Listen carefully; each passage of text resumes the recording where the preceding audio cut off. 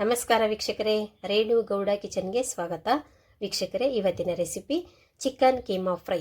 Chicken keema fry ಮಾಡೋದಕ್ಕೆ ನಾನಿಲ್ಲಿ ಅರ್ಧ ಕೆಜಿಯಷ್ಟು ಬೋನ್ಲೆಸ್ ಚಿಕನ್ನ ತೊಗೊಂಡಿದ್ದೀನಿ. ಚಿಕ್ಕ ಚಿಕ್ಕದಾಗಿ ಕಟ್ ಮಾಡಿ ಇಟ್ಕೊಂಡಿದ್ದೀನಿ. ಇದಕ್ಕೆ ಮಸಾಲೆಗೋಸ್ಕರ 2 ಸ್ಪೂನಷ್ಟು ಕಾಳುಮೆಣಸು, 2 ಬೆಳ್ಳುಳ್ಳಿನ ಸಿಪ್ಪೆ ತೆಗೆದಿಟ್ಕೊಂಡಿದ್ದೀನಿ, 1 ಇಂಚು ಶುಂಠಿನ ಈ ರೀತಿ ಚಿಕ್ಕ ಚಿಕ್ಕದಾಗಿ ಕಟ್ ಮಾಡಿ ಇಟ್ಕೊಂಡಿದ್ದೀನಿ.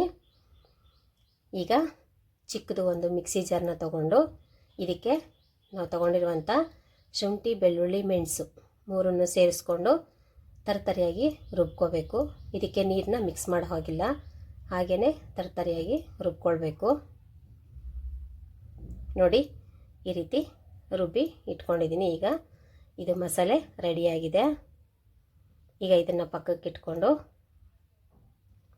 ಒಂದು ದೊಡ್ಡ ಮಿಕ್ಸಿ ಜಾರ್ನ ತೊಗೊಂಡು ಇದಕ್ಕೆ ನಾವು ಕಟ್ ಮಾಡಿ ಇಟ್ಕೊಂಡಿರುವಂಥ ಚಿಕನ್ನ ಸೇರಿಸ್ಕೊಳ್ಳೋಣ.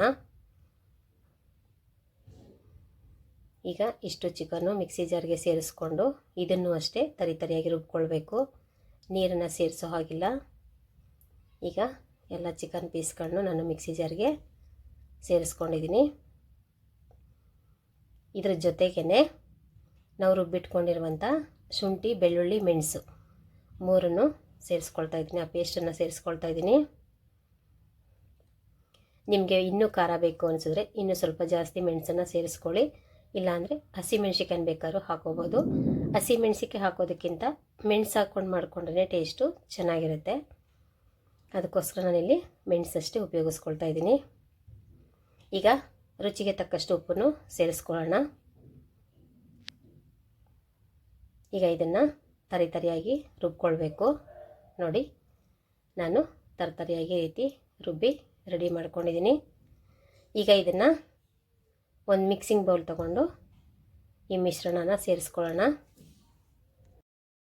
ರುಬ್ಬಿರುವಂಥ ಮಿಶ್ರಣನ ನಾನು ಮಿಕ್ಸಿಂಗ್ ಬೌಲ್ಗೆ ಸೇರಿಸ್ಕೊಳ್ತಾ ಇದ್ದೀನಿ.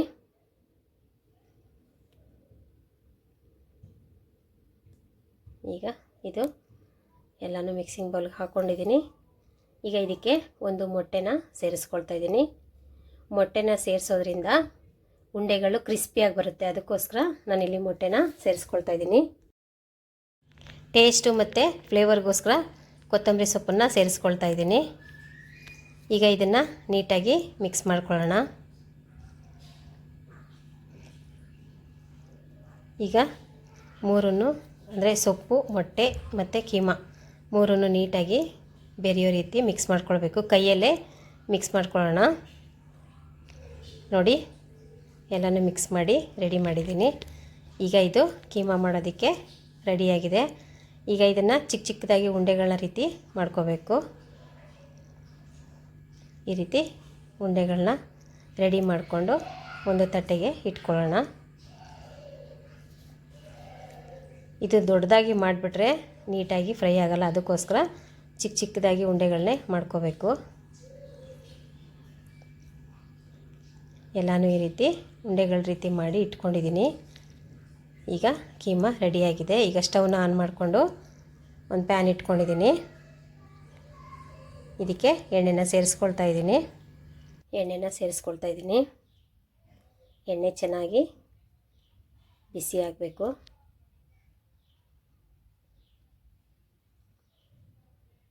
ನೋಡಿ, ಎಣ್ಣೆ ಕಾದಿದೆ. ಈಗ ಕೀಮಾ ಉಂಡೆಗಳನ್ನ ಒಂದೊಂದಾಗಿ ಎಣ್ಣೆಯಲ್ಲಿ ಹಾಕೋಣ.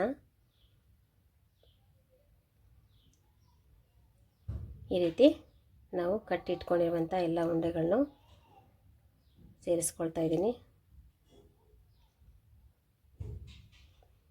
ಒಂದು ಸರಿಗೆ ಎಷ್ಟು ಹಾಕೋಕ್ಕಾಗುತ್ತೋ ಅಷ್ಟನ್ನು ಸೇರಿಸ್ಕೊಂಡು ಫ್ರೈ ಮಾಡ್ಕೊಳ್ಳೋಣ. ಉಳಿದಿದ್ದನ್ನು ಇನ್ನೊಂದು ಸರಿ ಹಾಕ್ಕೊಳ್ಳೋಣ. ಈಗ ಇಷ್ಟನ್ನು ನಾನು ಎಣ್ಣೆಯಲ್ಲಿ ಹಾಕಿದ್ದೀನಿ. ಈಗ ಇದು ನೀಟಾಗಿ ಫ್ರೈ ಆಗಬೇಕು. ನೋಡಿ, ಈ ರೀತಿ ಎಣ್ಣೆಯಲ್ಲಿ ಫ್ರೈ ಮಾಡ್ಕೋಬೇಕು. ಸಂಜೆ ಟೈಮು ಮಳೆ ಬರ್ತಾ ಇರಬೇಕಾದ್ರೆ ಬಿಸಿ ಬಿಸಿ ಕಾಫಿ ಟೀ ಮಾಡಿಕೊಂಡು ಈ ರೀತಿ ಚಿಕನ್ ಕೀಮಾನ ಮಾಡಿಕೊಂಡು ತಿಂತಾಯಿದ್ರೆ ತುಂಬ ಚೆನ್ನಾಗಿರುತ್ತೆ. ನೀವು ಒಂದು ಸಲ ಮಾಡಿಕೊಂಡು ಟೇಸ್ಟ್ ಮಾಡಿ ನೋಡಿ. ಈಗ ಇದು ನೀಟಾಗಿ ಫ್ರೈ ಆಗಿದೆ.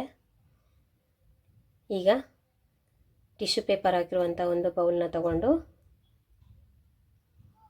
ರೆಡಿಯಾಗಿರುವಂಥ ಚಿಕನ್ ಕೀಮಾ ಉಂಡೆಗಳನ್ನ ಬೌಲ್ ಒಳಗೆ ಹಾಕೊಳ್ಳೋಣ. ಇದನ್ನು ಸಾಸ್ ಜೊತೆ ಬೇಕಾದರೂ ತಿನ್ಬೋದು, ಕಾಫಿ ಟೀ ಜೊತೆ ಹಾಗೇನೂ ತಿನ್ಬೋದು.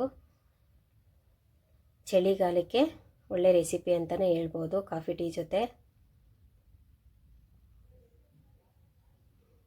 ನೋಡಿ, ಉಂಡೆಗಳೆಲ್ಲ ರೆಡಿಯಾಗಿದೆ. ಇದರ ಜೊತೆಗೆ ನಾನು ಸ್ವಲ್ಪ ಕರಿಬೇವಿನ ಸೊಪ್ಪನ್ನು ಫ್ರೈ ಮಾಡಿ ಸೇರಿಸ್ಕೊಂಡಿದ್ದೀನಿ.